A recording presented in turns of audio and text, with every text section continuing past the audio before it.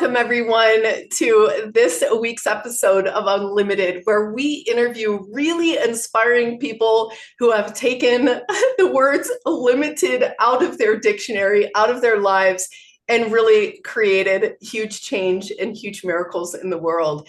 Tonight, we're joined by Adora Winquist. She is an associate of Kyle, who brought us to her tonight. And we're so excited to have her. Adora, welcome. Thank you so much, Zenka. I am absolutely delighted to be with you all this evening. Yeah, I am just so inspired by the Soul Institute and what you're doing for so many reasons. And I was we just started this purpose lab this year where we really felt that getting people to live in their purpose was the fastest way for them to witness miracles and kind of almost see this like amazing attractor force in their life. And they say to us, like, I can't believe this happened. I can't believe I met someone, because they leaned into that, what you call a path of passion or their soul purpose. And I met one of my favorite scientists. She doesn't call herself a scientist, Lynn McTaggart. She calls herself an author, but she is actually doing incredible scientific work.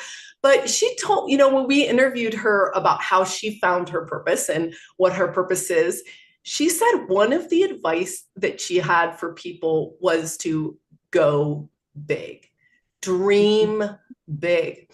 And I really resonated with you on that, because your mission is to get 25 million people to live their soul purpose. So please tell us what that even means to you, how that came to you as your mission, and kind of tell us the beginning of that. Where did that start for you? Why did that come in for you?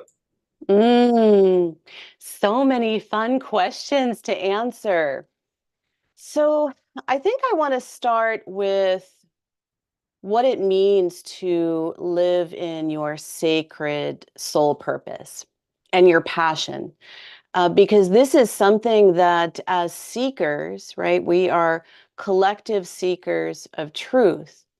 And to embody your unique truth, you are ultimately on the path to, or as I like to call it, the quest to find your purpose. And so part of my vision for the Soul Institute is in the 25 million, which I think is a very tangible number, and perhaps even a bit shy on what's possible. But of course, we have to we have to put a stake in the sand somewhere. And I love your motto of go big or go home, because that's always been really, really close to my heart. But ultimately, first, we need to find what that purpose is. So purpose, the word alone can sometimes be confusing. So in the most simple fashion, I like to say that you want to find what lights you up each and every day. Like when you wake up in the morning and you get out of bed, you feel passion about this. And then you want to find all of the tools that are accessible for you, right? Because there's so many different tools and alchemical allies that we can call upon. But because each individual soul blueprint is unique, just like your fingertip, what works for you may not work for someone else. So it's about finding that purpose, and then you find a way to live from that place of what lights you up each and every day, until before you know it, you are thriving in all facets of your life, because your birthright is a life of plenty, plenty of health and wealth and love and self-expression that is perfect for you. So that's a snippet.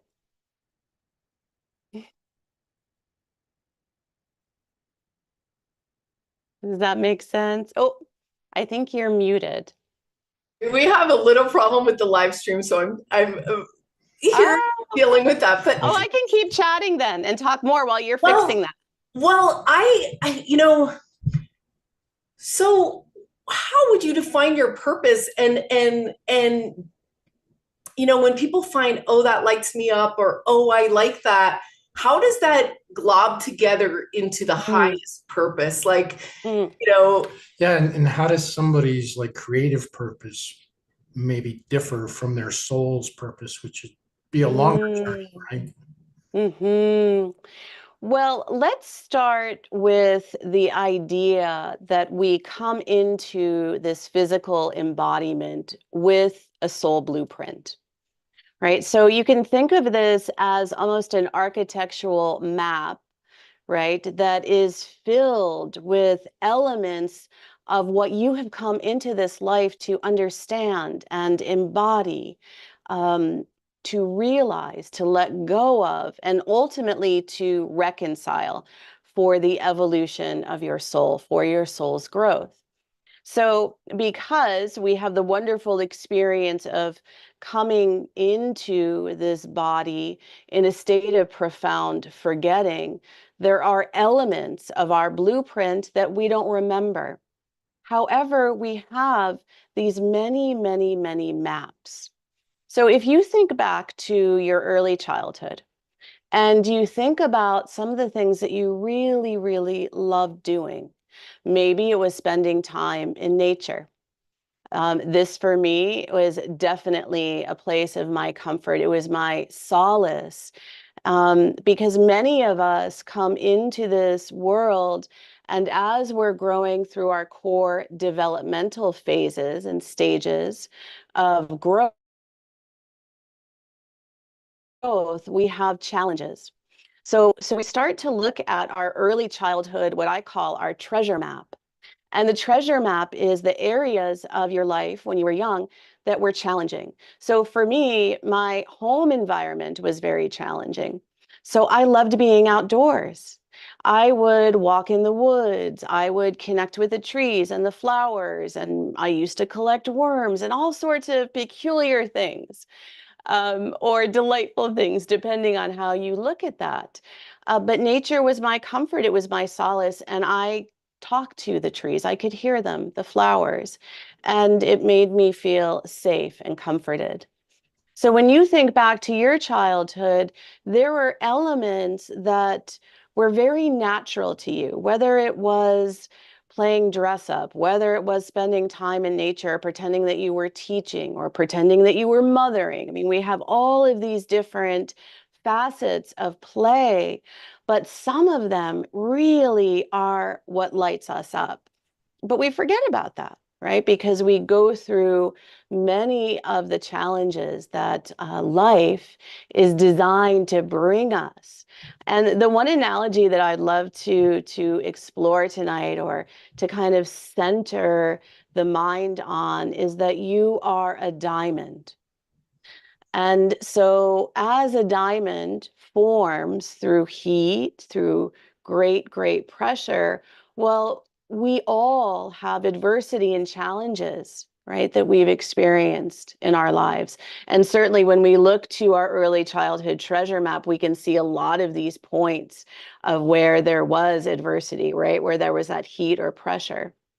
But the beauty is that you have come into embodiment to remember that you are a multifaceted and multidimensional being, and that you are here to polish the edges that may be a little bit sharp, or polish the areas where you haven't really felt like you've been shining, right? Because the truth is, you are brilliant and your light is magnificent. Your light is unique to you, and there is a divine frequency, like a golden essence inside of you. So, as you think back to the course of your life, and we'll explore some of these ideas about these different maps that are like what I like to call cosmic breadcrumbs, that can bring you to your path of purpose, your high path of meaningful purpose. And when we really start to look at your soul blueprint and look at the places of your soul purpose, well, creativity is always an element of that, because creative expression is how we create reality here. And we do it in many, many ways through our emotions, which is such an important part of the journey of coming into your path of purpose and learning how to understand and harness those emotions. Does that make sense? Yeah, I love that. I love that because it can be a rough process, but we always say that the negative things that happen are actually the alarm bell. It's like your soul going knock, knock, knock, knock, knock. You didn't hear me the last time. I'm gonna knock a little harder until you get Yes. it. And then you get over it because you have, after that hard thing that you're like, wow, I have to deal with this because it's in my face now. Yes. You don't have to deal with it again as long as you can humbly figure out what your soul was trying to communicate with you. Well, That we is so, recently so, heard a yeah. story where they were on the road to being a country music superstar. And through a series of events, they got completely derailed. They met somebody like you who channeled for them and said, look, your soul came here to be a healer, and you're going to keep getting help to diverge your path until you take that direction. And he did, and he became a famous healer. So, but it took breaking his car it down. took breaking his car down. Like Yeah. things like that, where they literally, his soul or whoever broke his car. And he was like, wow, I was supposed to go here to go to this next part of my singing career. And here I was redirected. So it's interesting. So where was the seed where you were like, I'm starting the Soul Institute. This is what I need to be doing. This is like, how did that all come into being? Wow. Well, that really brings us on a journey. And so I think I want to start with that because what you said about the redirection, or right when your soul is knocking and something happens where you just cannot look away, right? You have to really be on point. And I like to call that the sacred pattern, right? Because we all have these patterns that sometimes first show up as challenge, adversity, or what we term as a limitation or limiting belief. But the further that we explore into those patterns, the more that we can find the gold that exists within them, that exists within us ultimately. And so when I go back and start pretty young, I mentioned that I loved nature. Well, the other thing that I didn't love so much was chores when I was young. And so after dinner, when it was time to do the dishes, I would quietly excuse myself to the restroom where I would mix perfumes and powders of my mother's and anything that I could find in there for the entirety of cleanup. Now, this went on for years and nobody noticed. And in fact, until I said something when I was an adult. But this was really indicative of part of my journey. And so when I was in my teens, I would get bronchitis. And so I had moved away. I had moved to Cape Cod, Massachusetts, and I didn't have health insurance and I didn't have a lot of money. And so somewhere I'd heard I kind of remembered something about herbalism. And this is another kind of interesting cosmic breadcrumb that maybe I'll come back to later if we have time. But I went out and I bought a new book and 5 different herbs, and I went home and I made a tea. And I was amazed by how quickly my lungs healed without the use of a heavy codeine like substance, which I received a lot when I was young and sick, because I was sick quite a bit. So from this point, I started making teas and tinctures for anyone that was not feeling well that said, yes, I'll try something that you've made. And this led me to essential oils and at the same time studying hands-on healing. And at this time in the early 90s, the Reiki was the primary modality of energy healing. And so I thought, well, this is really interesting because I've had this attunement and I'm seeing colors around people. And why do the colors change depending on how someone feels? And I wonder, can this help me? Because I was also challenged significantly with depression, with anxiety, and some of these other emotional difficulties that come from growing up in a very dysfunctional, traumatic environment. And I'm sure so many of the folks that are listening can identify with this, but this really brought me deeply into my path. And so the next curiosity I had was, well, I wonder what would happen if I take these essential oils, mix them together, and then infuse them with vibration, right, with Reiki energy, and then see how that affects not only the people that I'm working with, but really myself, because I'm silently suffering. And this really began a journey of both my healing practice and my first aromatherapy company that I started at the same time. And you might think, well, Adora, how does this have to do with the Soul Institute? Well, ultimately, this journey, this kind of tandem path of working with essential oils and working with energy medicine that, of course, expanded into many different modalities. And then ultimately, many years later, through the 4-year program at the Barbara Brennan School of Healing, which is incredible. So I really continued working with individuals from many different demographics, trauma survivors, women, veterans, hospice patients, HIV patients, those more of a corporate background looking for peak performance.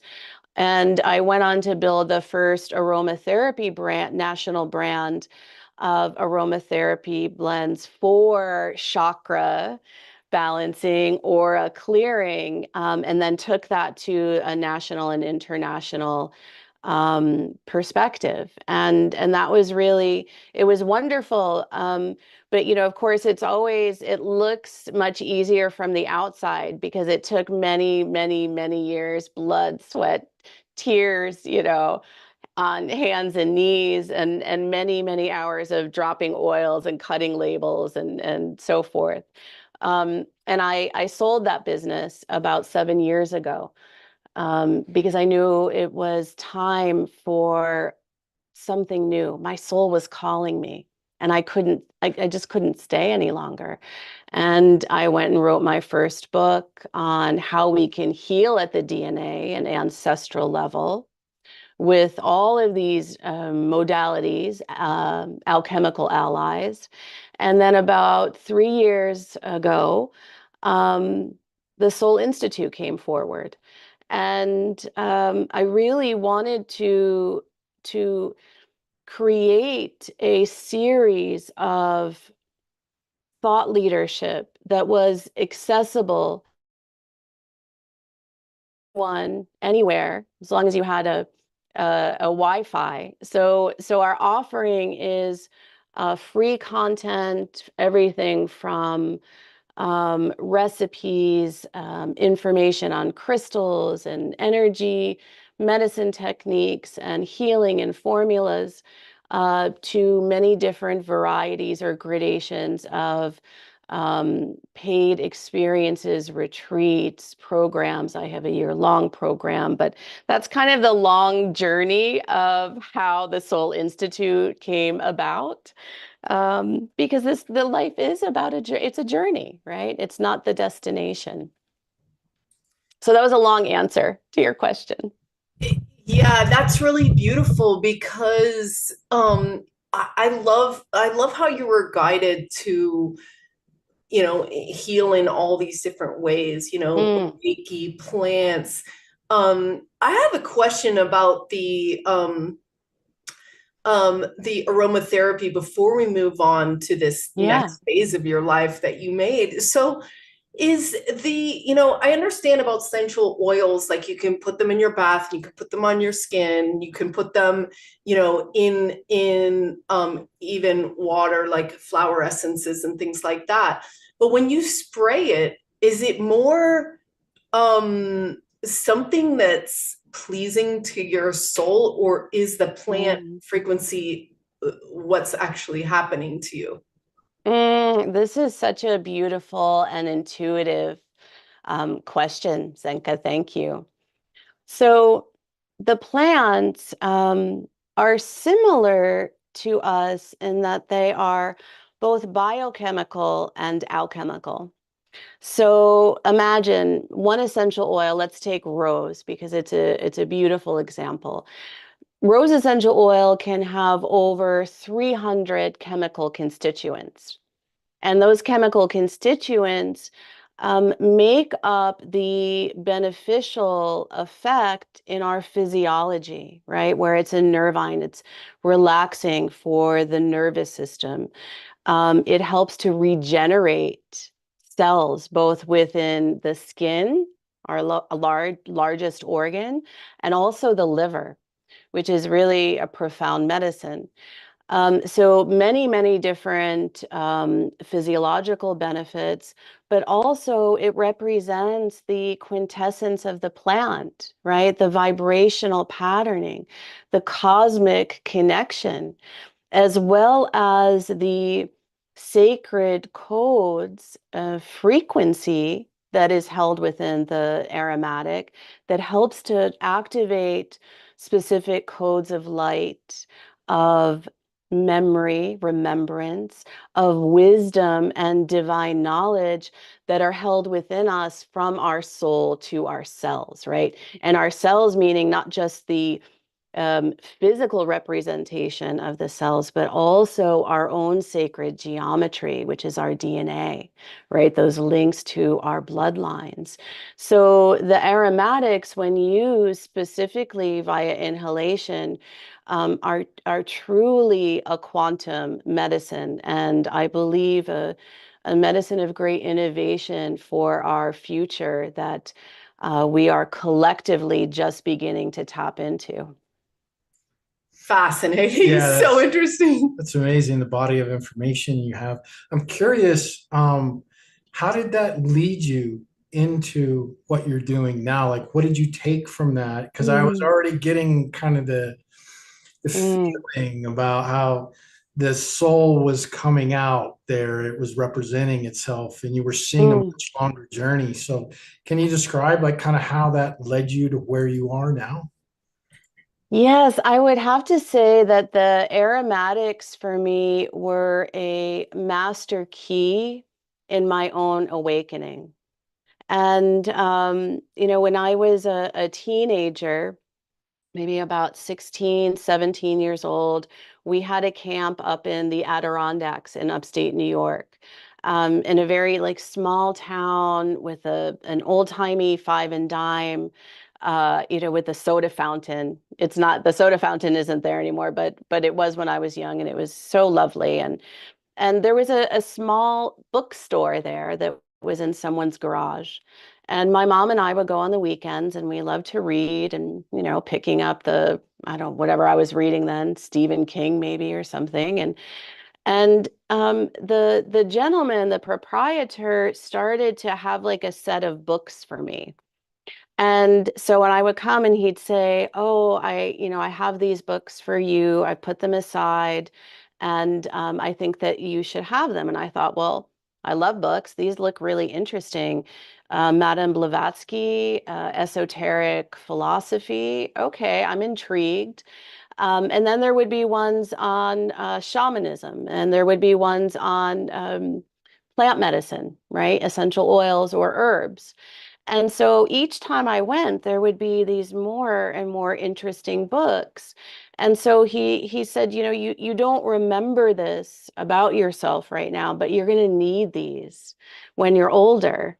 And I thought, well, okay, this seems a little strange, but these books look awesome. Okay. And there were also a number of them, like late 1800, early 1900 medical texts, which I thought were brilliant with things like phrenology and homeopathy, and of course the plants. So I received these and I kind of would look through them, but I away. And then when I was 18 and I was in California, Northern California, living there, I had my first experience with a local shaman, a medicine man for the fall equinox that involved the plants.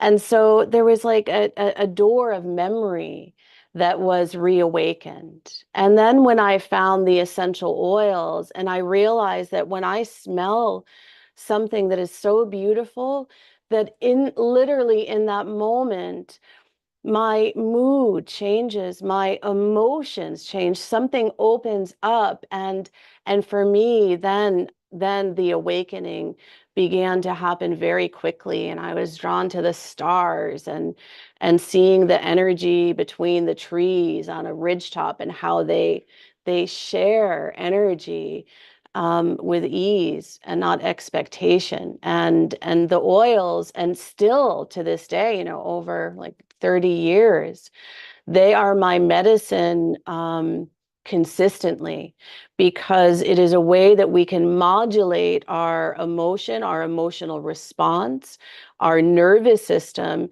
and our consciousness like that. So in our research, we have come upon this statistic that says that only 10% even know their soul's purpose, and only 5 Mm, have kind of the guts to pull it off, to go for it. So yeah. was wondering, why do you think that those are the results that we have as a society? What's gone Mm, wrong? And why do people find it hard to find their purpose? What's going on with the society? And then at an individual level, what's going on with people? Why is this so elusive? mm, mm. So this is really at the crux of our quandary, paradox, and potential right now. And so we come in with this magnificent soul blueprint, right? Which of course is unique for everyone, because what one person's soul purpose may be is going to be very different, just like our fingerprints, right, than another. But then we come into this very dense energy of planet Earth, where the fear matrix here, the template of the fear matrix here is very set.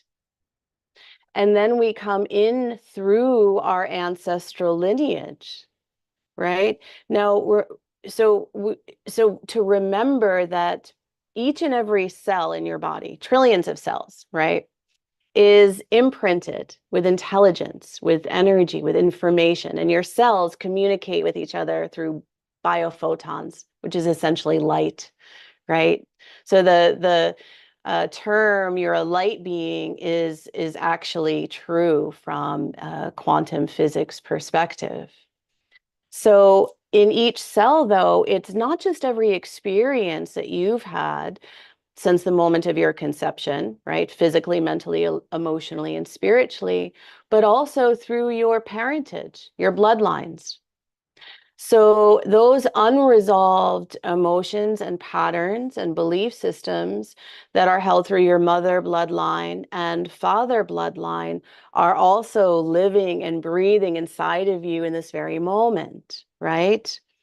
As a gift, as an opportunity, because that is part of our evolutionary map and our evolutionary potential.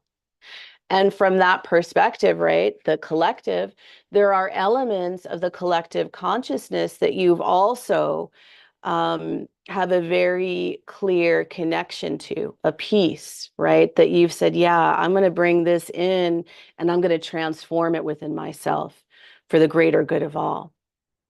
So when you come in, you have two primary tasks, right? You have your personal life task that's connected to your ancestral lineage and your soul purpose. And then you have your collective or global planetary life task. So just to have a concept of this, right, from a higher level, and then we descend into the earth. Here we are. It's heavy here. There's a lot of fear. There are emotional patterns. There are belief systems. There are ways of thinking that we have come into in order to transmute and transcend. But there are also many, many pitfalls here. So we are conditioned through our family treasure map, right? We're conditioned through school. We are conditioned in society on so many different levels. And one of the challenges that we're opportunities, I'll say, right? So every challenge is an opportunity. But one of the areas that we're facing right now is that the Earth was projected to be at a higher rate of consciousness than it is. Right. So, and because of that, our children are coming in and they're far more awake, aware, right? But the systems on every level aren't supporting. So what happens? We sink into the pitfalls of things like victim consciousness, right? Of feeling that we are alone, that we don't belong, that we're isolated, that we're unworthy, that we're less than, that we are not one with Creator. And yet, there is a knowing of this greater love, right? This perfect union, this oneness, this desire to commune in the deepest way with ourselves, each other, and the earth. So here we have a great paradox. We have it personally, we have it through the family lines, we have it in society, and we have it from a planetary global perspective. And yet, the holy power that is encoded upon our souls knows not of limitation and is designed to triumph. The human spirit is designed to triumph. So that is the flip side of our opportunity. Exactly. And that's the work of both of our organizations to, somehow get it in our heads that this is way more unlimited than we ever have dreamed. And this is this chance opportunity we have to just let go of what holds us back because of those lineages, because of, like you said, the things that we were told, and question those things that we were told about ourselves. Question what is our choice. Adam and I had the strangest experience. One of our donors was like, oh, he had gifted me a hand printing, like a hand analysis. Oh, cool. And I had never gotten around to doing it. I was so busy. And then we were like, wow. And she said, wow, I can tell you your soul's purpose through your handprint. And I was like, fascinating. And so we went. And her name is Cynthia Clark. I think it's Ascension 17 is her site. It was fascinating. It was fascinating. And she said, so one of the things that was interesting that she said there's 4 types of people. There's like 10% of the population that are teachers that are here to support like the rest of them. She said there's another small percentage of peacekeepers that are just like, that's their deal. And there's another level of like a little bit higher wisdom keepers, but that's like only 12%, 20%, something like that. And the rest are here to learn about love and what that is, right? Yeah. And then she said, she's like, your biggest mountain, I forget what she called, like your objective is to become worthy of love. And it was the same for both of us. So it was like really interesting. And we were like, wow. And then she also told us, like, my purpose was to be a creative individualist. Like, she's like, you're supposed to be an artist or something. I was like, oh, I was an artist. Now I'm a software designer. She's like, oh, that's interesting. So she said, she's like, now an interesting thing, and she'd read 7,000 people's handprints. So, and she also mentioned that we were Hathor, which was really cool. Mm. She was like, your fingerprints come before, like they're in the womb, like they're coming out there. And, this experience that we're in leaves you all these clues. Yes. And we have found that if you actually ask for a sign, like what, if you sincerely want to know your purpose, because one of the guys we interviewed, he's like, well, I don't know why there's only 10% who have found their purpose, but I have to ask you back that, like, how many of those 90% do you think even care or ask what their purpose even was, like even inquire about it. So this inquiry is such a powerful, like, your teacher will appear if the student is ready, so it's like, you're like, oh, if you get curious about this, all of a sudden all this stuff goes. And I am super curious about the Akashic records and the work you do, because,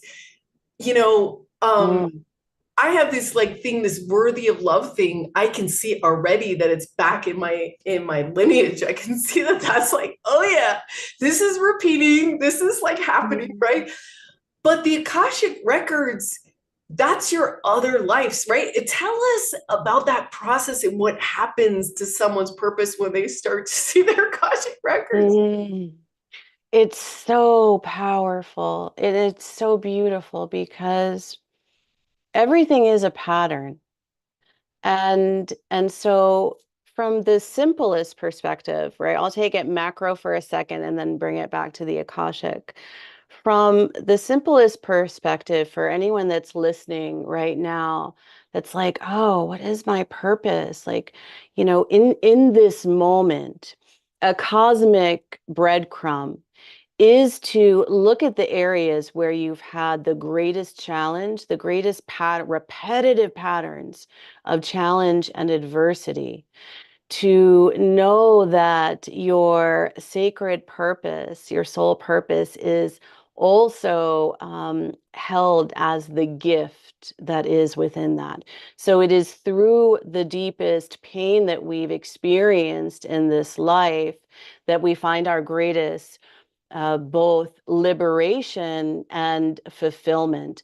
And these two elements, liberation and fulfillment, when you are living and breathing and embodying your soul purpose, like these are the two primary expressions that you have.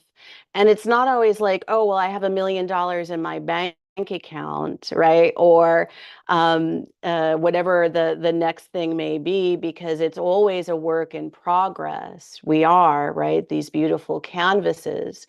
But it's that regardless of what is happening around you, the place of joy, fulfillment, truth, alignment, connection, and liberation, that you know that you are living your life's purpose, is just what you've come for, right? So that's a little seed, mustard seed, that I'm planting for everyone that is listening, because even where we are right now, this is sacred space. So there is an energetic, there is a vibrational transmission that you're receiving through harmonic induction, right? That is awakening places within you. And maybe those places were curiosity, maybe they were dormant, or maybe they were like, oh yeah, this is like a confirmation for that, right? So throughout this time together in communion, in sacred space, you are also receiving, right? So your intention in this moment is very, very potent. So let's come now to the Akashic records, because I think there's a great deal of curiosity, but also misunderstanding from this perspective. And I'll share a brief story on this. I'd always been very curious about this idea of past lives. And also, when I started on my journey, I entered into the Rosicrucian organization, which some of you may be familiar with, a very old mystery school. And some of the practices in there, it brings sometimes for some individuals past life information forward. And so this started to percolate a little bit, and I was getting these glimpses. And then I went to Egypt for the first time. And I had an experience at the Sphinx and Great Pyramid where I saw all of these pathways beneath it. And it was almost like there were pathways within me that were opening at this time. And if you've been there or if you've experienced it, and of course if you had the Hathor connection and you've been there, right, I share that as well, that I'm certain there were many activations in memory that were recalled at that point. So there were elements that started to populate within me, and then also in my healing practice. But it would only come in glimpses at first.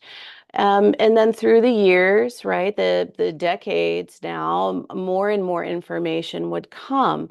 But it wasn't until a few years ago where the Akashic records really clicked in, because I never called it Akashic record work before that. It was just really past life exploration and looking at things, but more from a distance perspective sometimes. And a few years ago, I was given a book, Your Soul's Journey Through Time, by a woman named Roberta Herzog, who was a primary Akashic record reader for about 30 some years. And she passed away about 12 years ago. Her book is extraordinary. And so I was reading it, and I got on the phone with him and I was like, this is incredible. I feel like so much memory being activated. And I was reading it and I had this sphere, golden sphere that I saw in my room. And he said, well, this was the confirmation that I was waiting for. And so he actually passed me her legacy of her work. At that time, and the book, which is also I'm pretty sure it's available on our website right now, and also on Amazon. And it's really the most comprehensive book I've found on the records to date. But after this it woke something else. It was like a whole other pathway or door opened within me. And my work up until that point had been really very much focused on the DNA, the bloodlines, ancestral, and how we're connecting from the soul to our cellular consciousness as well as our subconscious. And then through this receiving of Roberta's legacy, I started to get much more information in a client session, a reading on the records. And then what I realized was, it's one thing to get an Akashic record reading, which is helpful, right? It helps to explain things so you have an understanding. But what's really possible is with the DNA work and cellular consciousness that there is an unwinding of energy and different configurations that can happen when the individual receives the information, connects the dots, and we do it in a very interactive way. And then oftentimes what happens is that there are gifts, latent gifts that are held within both your soul and your ancestral bloodlines. And they're designed to awaken at specific, what I call marker moments in time. And sometimes those points are where you've made a connection or misconception has been eliminated, or certain tipping points in your healing have occurred. And then there is even deeper awakening. And so the acceleration is very, very rapid in terms of someone's consciousness, and then remembering, oh, yeah, That's why I love this. That's why I had that experience.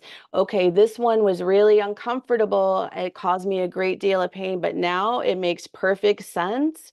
It's like, coming into a large home and turning on all the lights, if that makes sense. Yeah, that's so fascinating. That's so fascinating because we do have these moments and they do seem, I just, they seem like a treasure hunt. And I love how you, Adora, and the Soul Institute have these languages around, what was the treasure of your childhood? Like, the diamond, what are you unlocking? Because that's Mhm. really where your brain can get curious, and that's where you can shed all the loops and patterns, is curiosity in the brain. Now I want to take us to your website real quick here.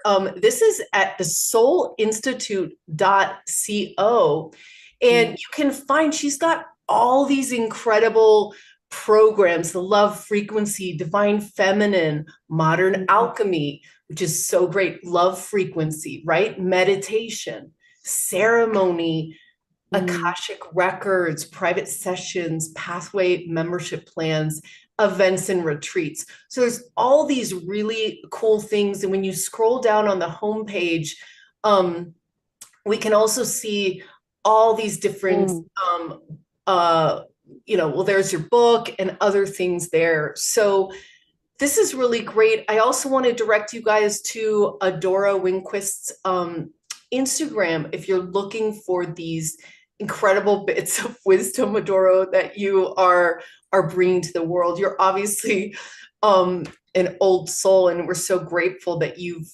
remembered some of these evolutionary points of view, because this whole, the frequency of plants, all this stuff is new. And so you have been such a pioneer in bringing this forward. As you have mentioned, it hasn't always been easy, but it's rewarding.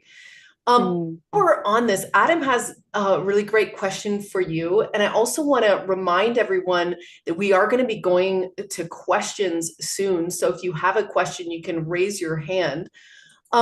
So there's a couple announcements to make about the Starseed Academy.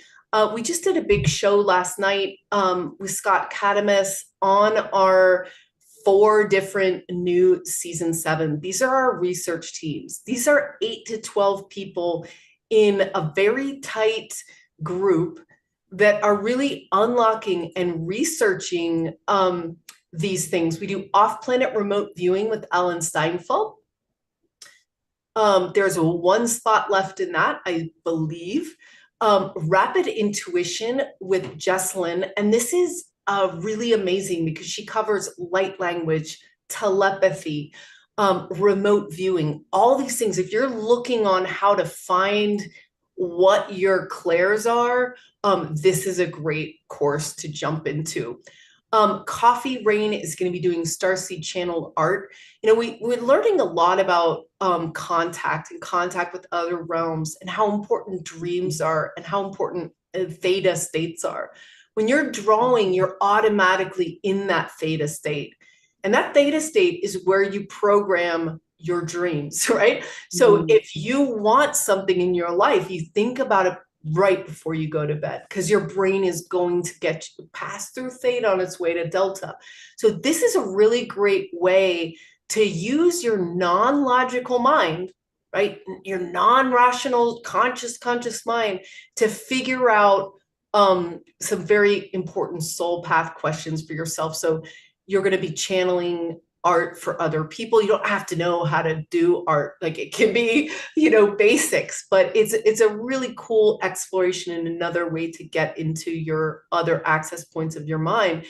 And Adam, do you want to say something too about Awakening Induced Lucid Dreaming, your team? Yeah, well, we have we're able to expand the team a little bit. So if you're interested, we are kind of full, but we could take 1 or 2 more people if they were the right people and the right fit for the team. And in this, we start with waking induced lucid dreaming and then go into advanced lucid dreaming techniques, including having multiple lucid dreams simultaneously and time dilation. So yeah, if you're interested, drop us a line and you can follow us to get more information. Yeah, so again, this is at starseedacademy.org, and this is starting next week. Season 7 is next week. So if you are getting that voice in your head, jump in, but don't delay. We're also tomorrow night, we're going to be launching our new LightNet platform software, the Purpose Lab, the Addiction Lab, and the Fashion Lab. So we're going to be talking about how our collective intelligence software works, some of the patterns of people looking for their purpose and how they've done it. We're going to invite you into that whole world. And on this page, you can find this from the calendar. You can specify what are your interests in each lab, the levitation lab, the contact lab, paralysis lab, etc. So this can be a great way to get in the right groups. So again, Adora's site is the soulinstitute.co. Encourage you guys to check that out. We're dropping it in the live stream as well. And Adam, you have the next question. And I just want to remind people, if you do have a question and you're a member and you're in the Zoom room, you can raise your hand using the bottom tray for reactions, and just raise your hand. So go for it, Adam. Yeah, well, I just wanted to commend you for what you're doing. We do a lot of interviews, and people have asked me, even recently and repeatedly, what does heaven on earth look like? And without doubt, I always begin with, it's filled with people who know their purpose. And they're bringing all that heart energy forward. And whatever it is they're doing, everything that's made. And so that's how I envision it, that everything in our lives that's made by the human world would be made with that love and compassion for following that purpose. So thank you for helping people to find that.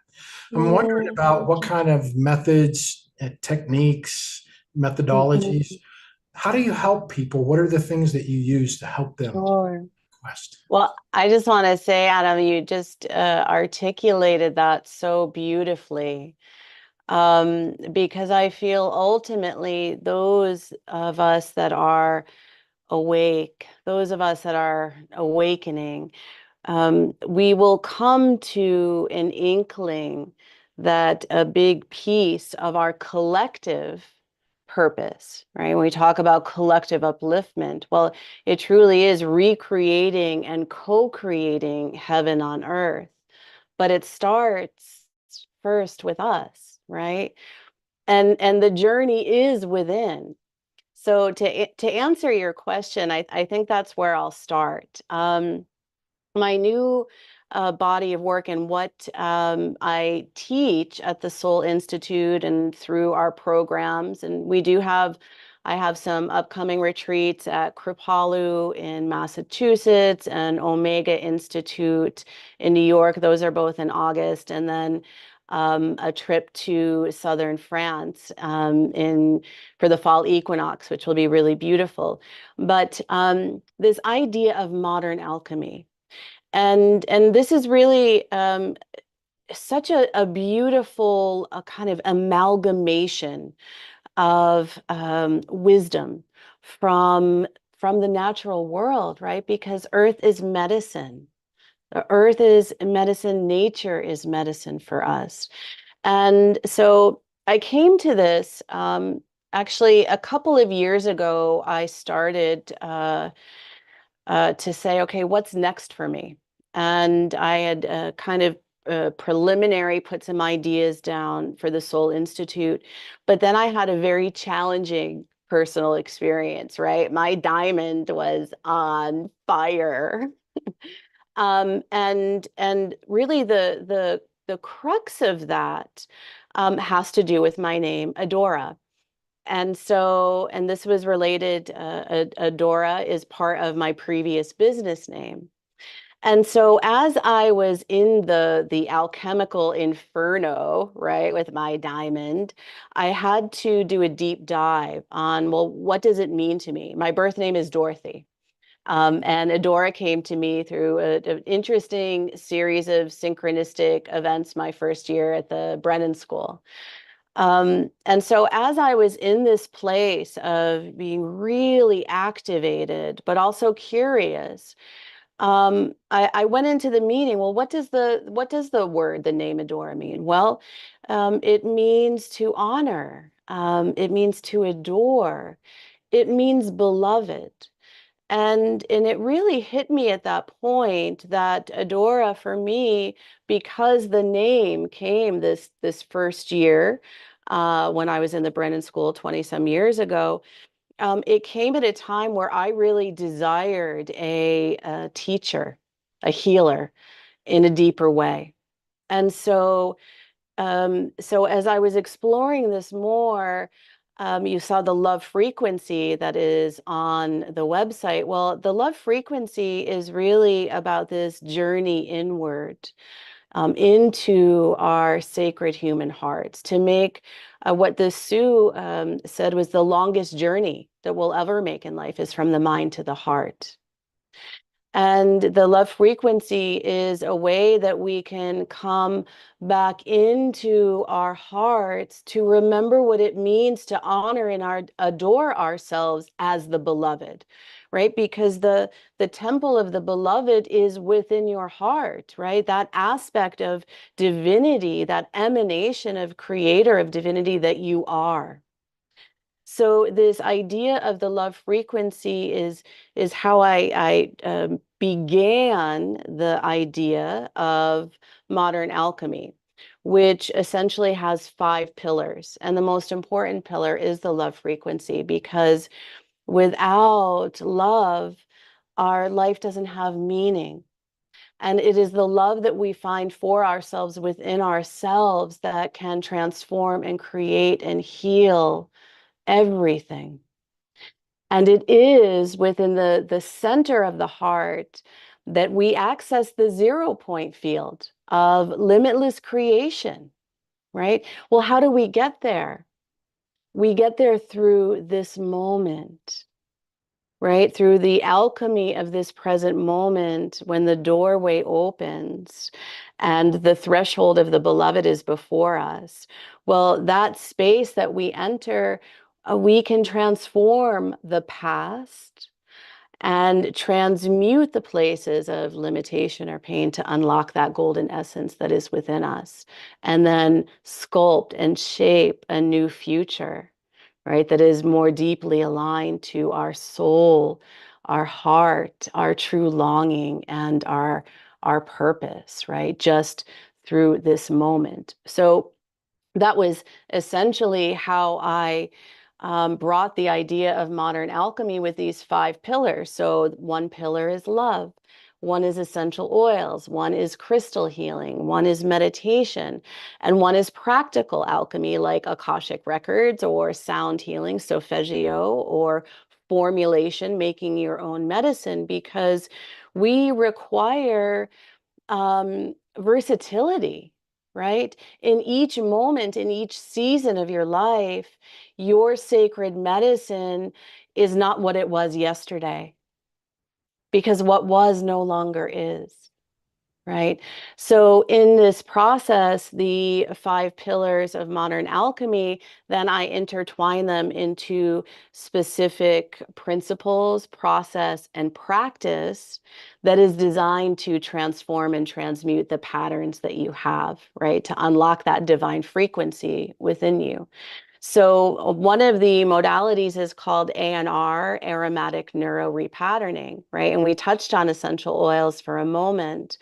Um, the profound way that we can use them, like and here's one, for example, this is from the chakra collection. It's called Mystic Vision, with very rare ancient oils like Divana and spikenard and bakul.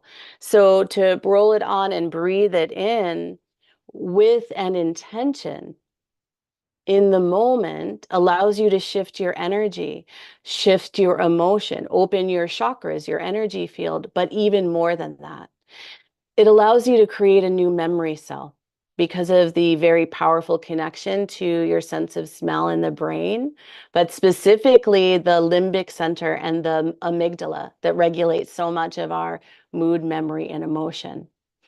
And for us to change, right, sustainably, I don't mean like feel good for a minute, but for sustainable change, we require both biochemical and alchemical allies.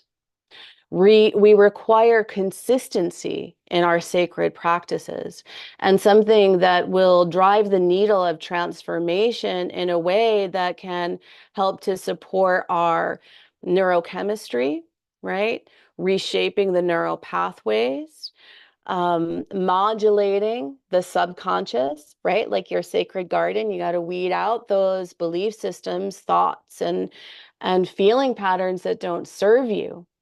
So we use the aromatics through much of the practices because they are the most accelerated and sustainable way for you to transform and become that change that you long to be every day.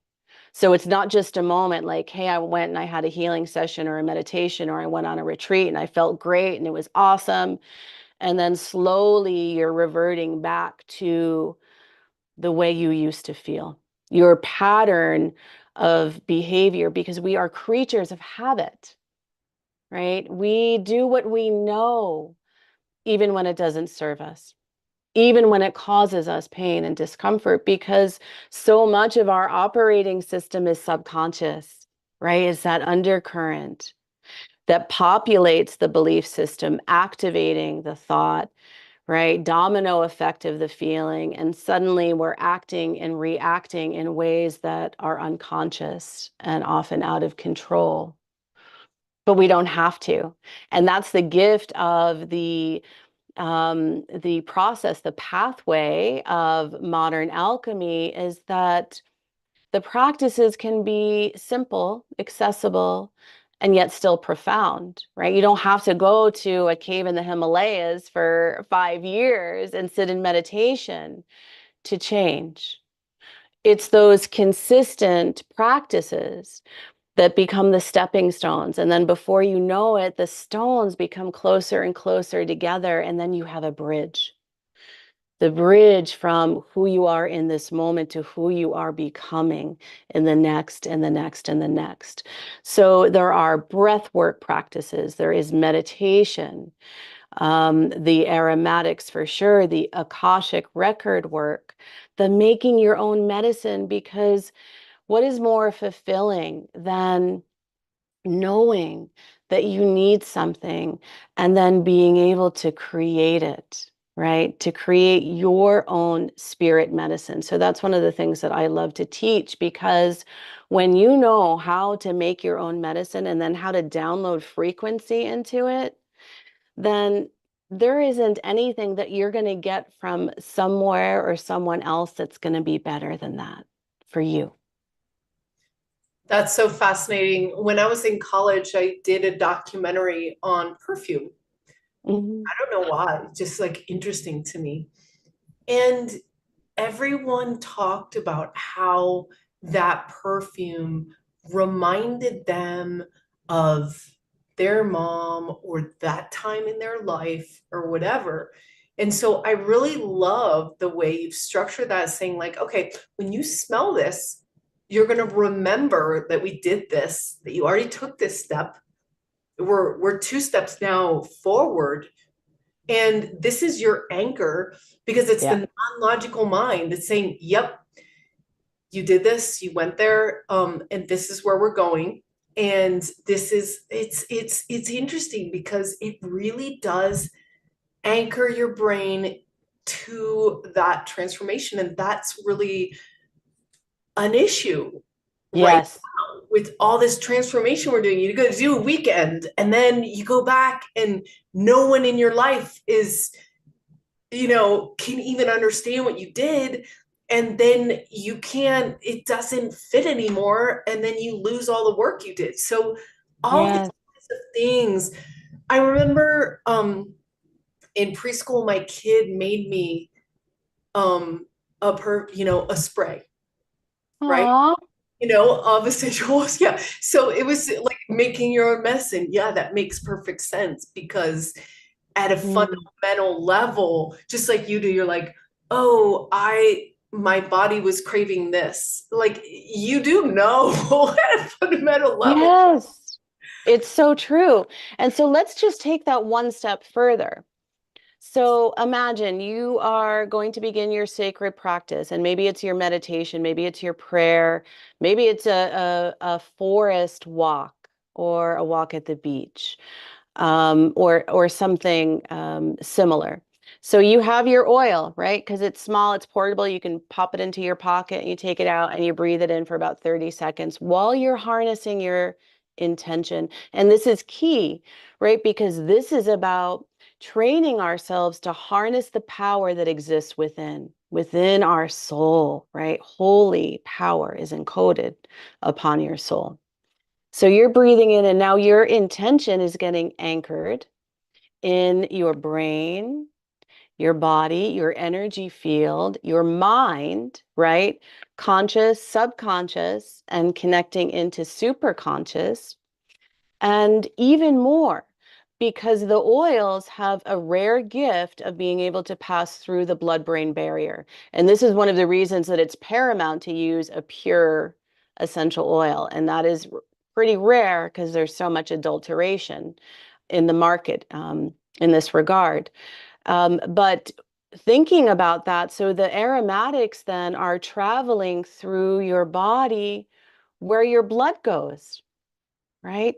So this is a holistic medicine. They are able to pass through the cell wall to offer the full gamut of their phytonutrients, right, to your cells, but also through your bloodlines.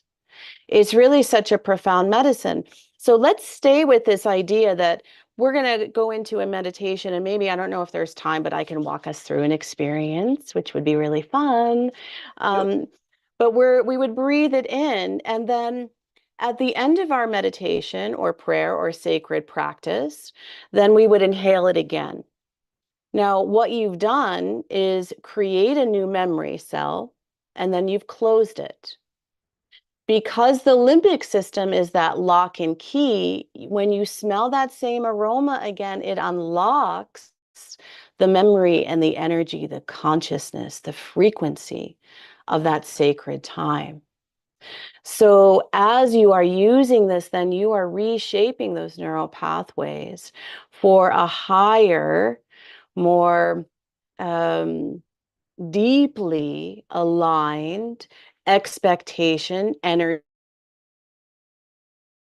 consciousness, frequency, and desire to know that there is far more than you've ever been led to believe that's available to you in each moment.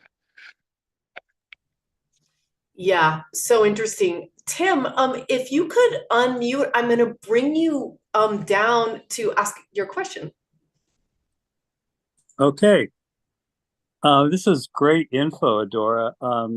Really, you're so knowledgeable. Thank And you. I would like to pursue it. Where do I start as far as learning more about obtaining the pure oils? And, you know, this is kind of like step one with you. But like if I want to pursue it more, and Yes. where do I find, you know, that the quality information, and how do I have to just practice with different oils to see which ones trigger, Mm. which ones are triggers for the benefit? This is such a beautiful question, Tim. Thank you for presencing this. So, on my website, on the soulinstitute.co, you'll find wonderful information on our blog, and maybe even I could see if I can put that in, if I could drop that in, one on sourcing in particular. There's also a number of different podcasts where I've talked about the essential oils and how you can source them. And then also in my book, Detox, Nourish, Activate, Plant and Vibrational Medicine for Energy, Mood, and Love, there's a pretty big segment there as well. Now, for probably the fastest way, I'm just going to see between podcast, and I can probably pick something off of one of my different past press pieces. So I'm going to drop this in the chat. It's probably the fastest thing. So you need to experiment a lot with different oils to see which ones you're compatible with. Because I know when I go into a department store and I go buy the perfumes, I have a real reaction to some that isn't favorable. Yes. I mean, I can get real agitated, but I understand the benefits that I didn't quite realize were so deep and powerful. So thank you. Oh, such my pleasure and great joy. So I would say this, the perfumes, of course, they elicit different feelings and emotions, but unfortunately, there's so many chemicals. And even in the essential oil market, there's a tremendous amount of adulteration. So think of it this way. There's only so much plant material, aromatic plant material that's grown each year and distilled. A good majority of that is for the flavor and fragrance industry. And up until a few years ago, the aromatherapy industry was not quite as in demand until people found out, like, oh my goodness, the antibacterial, antimicrobial, antifungal properties of these oils, that this oil can be an immunostimulant. Well, this is incredible. So more and more people wanted it. So there is a lot of adulteration. And if you don't know your supplier, more than likely what you're spending your money on is adulterated. So purity is paramount. Now, to answer your question about, do you have to try many oils? And one thing that I'll say is that there is experiencing the oil yourself is something that you can learn from in a way that you'll never find it in a book, even mine. Yeah. And that you will, through building your own intimate relationship with the plant and the aromatics, that you are going to wisdom and intelligence. And in that process, oh, let's see here. I don't know what happened with that, but there we go. In that process, you're building a lexicon for not only effectiveness or what resonates for you in the moment, because it will change, but also purity.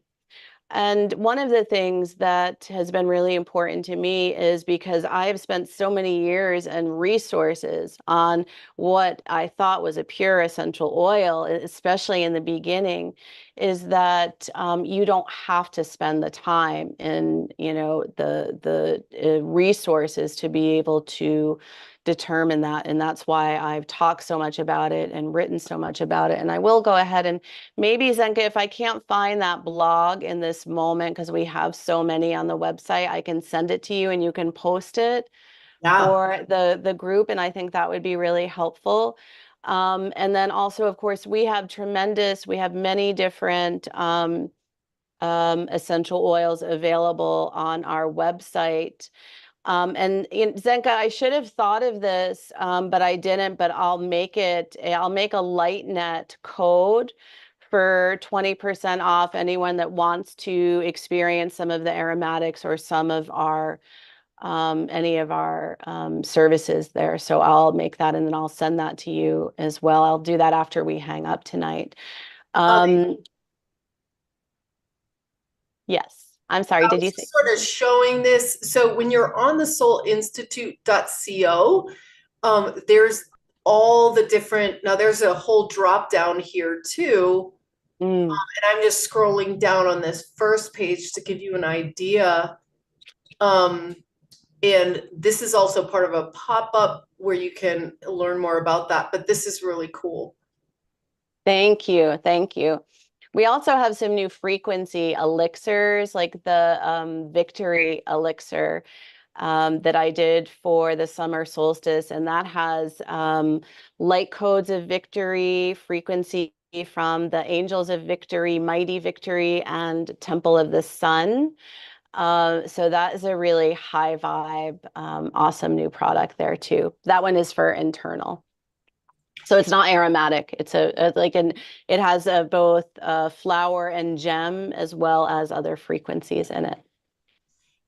I love how you have a scientific mind and that you've gone to all these deep, deep learnings. Like you are a very, very knowledgeable person, which is so beautiful. And I remember, I'm a techie, so I love to see all the different things you can do. And there's a lot of different machines. They're about $30,000 and up where you can sit, with a product practitioner that has bought one, and actually it'll look at your frequency and say, oh, because it also has the frequencies of all of these essential oils and also flower essences, well, crystals too, but in so this guy had loaded all of these different brands into his device, and he was like, oh yeah, his name, by the way.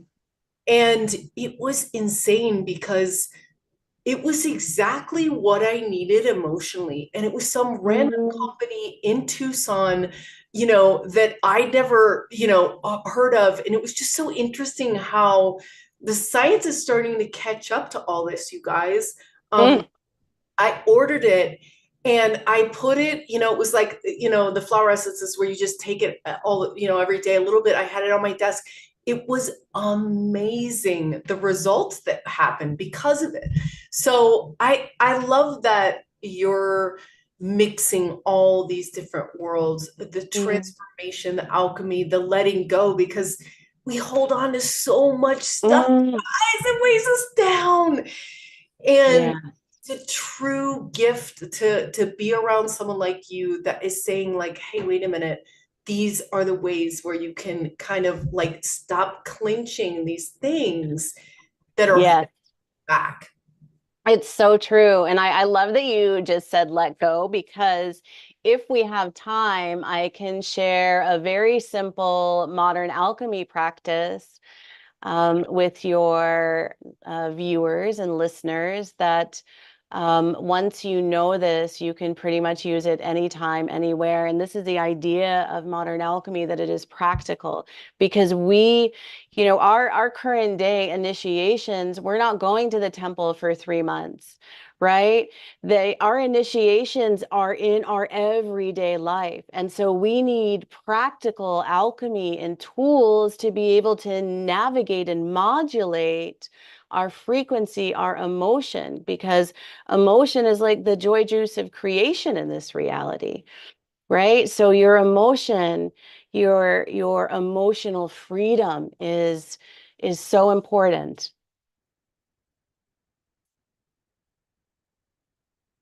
I think Tim, did you have your hand up again? Adam has a question. We're closing out on the final moments. Tim, I think, did you have another question, Tim?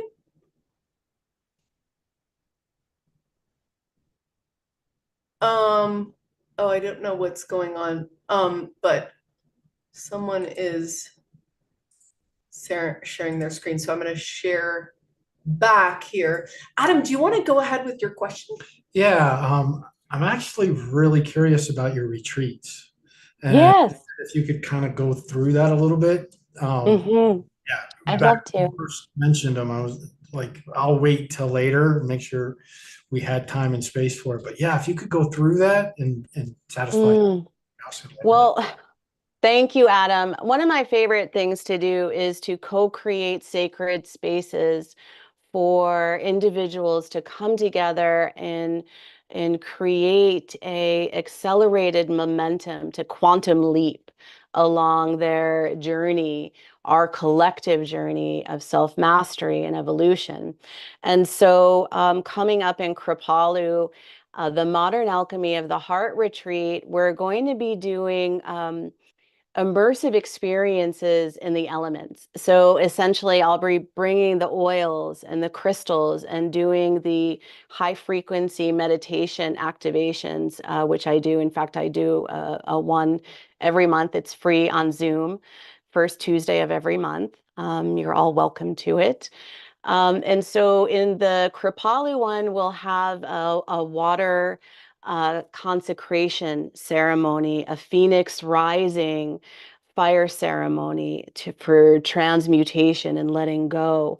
We'll be doing I'll do a group Akashic record healing meditation, which is always a favorite at retreats. I do one of these in France too, in the sacred Druid forest before we go up to the grotto, where Mary Magdalene stayed in the cave for Sorry years. for disturbing you. I like that background behind you. And the background is. Thank you. The painting, I can maybe show it in a few minutes, the rest of the painting. So that is the Kripalu meditation, and it's really all about unlocking that wisdom and sacred purpose that is within you through these beautiful alchemical experiences. And of course, everyone's going to make their own medicine. And then at the Omega Institute, it is the love frequency retreat to access sacred self-leadership. And so what I'm going to be teaching are the 4 keys of sacred self-leadership through the love frequency, through the heart center, and then how you can use innovative co-creational principles to actually map out your manifestation process. So everyone's going to choose a key area that they want to transform and come into a deeper alignment and communion with their soul purpose, their soul blueprint, and then create it in their lives in a way that brings them greater empowerment and agency. And that's really the piece about sacred self-leadership. So that's going to be really beautiful too. And then France is a 10-day journey where we go to many different sacred sites associated with the divine feminine and Mary Magdalene. And I do ceremony every day for the 10 days with the activations and the oils and the crystals and the frequency, and of course, some of the Akashic record work, because those that are awakening right now, your soul is calling you, right? Even if it's a whisper at first or a much more vociferous voice, but that calling and that communion and that connection is really so holy, so beautiful, such a gift. And my great joy is supporting individuals that are like, yeah, I want it. I want to feel it. I want to live from it each and every day. And so all the different ways that we work with the alchemy to support you to remember who you are and why you're here, and that each moment and each step and each breath that you've taken since your first has led you perfectly here and now. Is the journey perfect? Well, it doesn't always seem like it from our third dimensional perspective, but there is such great perfection and beauty and magnificence that is held within you. And that takes us back to your name as a remembrance that each and every one of you guys that's listening is adored. Yes, yes. Like it's that, there's none of us, like you said, that are the same. And that's why everyone counts. And that's why everyone's important. And that's why, that's, that's the biggest regret people have on their deathbed, is just like missing, like living their life for someone else. And Yes. missing their own uniqueness. And we interviewed my son for the Purpose Lab. He's 10 years old. He wanted me on camera. He like was hiding the whole time under pillows. But the one thing he said is, no one can tell you your purpose. Yes, so true. And that's the same thing with this awakening journey. Like, at the end of the day, you have to do it alone, but you can do it together. You can do it you can do it with this book, this fascinating book, like about, you can do it with the aromatherapy, you can do it with your friends. And that makes it less scary, more fun, more exciting. And so then just remember, that when you look outside of yourself, it's in the faster way, like you said, is going to your heart. Like that's, your So heart, true. your love frequency module. So I really appreciate how you've brought in all the wisdom traditions, from the mystery schools to the science to everything, into really diverse ways to remind, have those chunks of memory that you talked about at the beginning that drop in, like getting those ticking along, so you're at the bridge, so you're, that next step, that next step. And I always quote, this is a stairway to heaven. It's one step at a time. It really having, it's one step at a time. And we're climbing this together. And it's super fun because I'm starting to see what's happening to the world and to each other. And it's beautiful because your purpose is helping other people want to do their purpose, because what you've done is so beautiful and who you are is so beautiful, and the effect you're having. And I think I will always remember for the rest of my life, you're like, oh yeah, I mean, 25 million. I mean, that's like completely like reasonable. Like, I mean, if not even low, like, it's just, Right. yes. Got to start somewhere, right? Yes. And I believe in you, Adora. I believe in your message. I believe in your community. I believe in the dominoes that you're kicking open for us, the rose in your mouth, the whole opening that you're bringing to the world. So thank you so much for everything you're doing. Oh, thank you so much, Zenka and Adam. Like, what a true delight and honor to be with you. And what you're doing is amazing, absolutely amazing. In fact, I think maybe you might need a frequency lab or a plant and vibrational medicine lab. You know what I'm saying? So cool.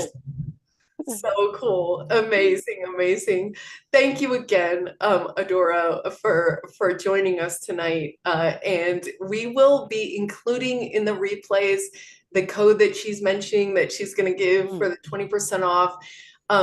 And I wish we could do more retreats. It's just like we're trying to do software, but I do honestly believe that retreats are a way for you to get out of your patterns, because you're not in even the frequency of your house, or you're the frequency of your job, or you're like whatever, you're like, you are literally primed. The availability of rapid progress is definitely there in the so yeah, it's so true.